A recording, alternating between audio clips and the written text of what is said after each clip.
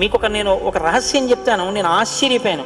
తూర్పుగోదావరి జిల్లాలో మల్లవరం అని ఒక క్షేత్రం ఉంది. అక్కడ సుబ్రహ్మణ్యుడు, ప్రత్యక్ష సుబ్రహ్మణ్యుడు, ఇంతలా పాము కోనేటిలో స్నానం చేసి శివలింగాన్ని చుట్టుకుని ఉంటుంది. అది పిల్లలు పుట్టని వాళ్ళు వెళ్ళి నమస్కారం చేస్తే పిల్లలు పుట్టారు. డాక్టర్లు పిల్లలు పుట్టారని సర్టిఫై చేసిన వాళ్ళకి పుట్టారు.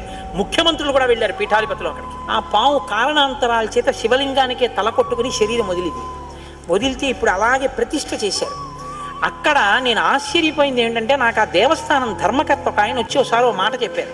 బిడ్డలు పుట్టరు అని డాక్టర్లు చెప్పేసినటువంటి వాళ్ళు సుబ్రహ్మణ్య షష్ఠి నాడు ఈ దేవాలయం వెనకాల పడుకుంటారు, వచ్చి బోర్లా పడుకుంటారు ఆడవాళ్ళు. వాళ్ళకి కునుకు పడుతుంది, కునుకు పడ్డాక లేపేస్తాం.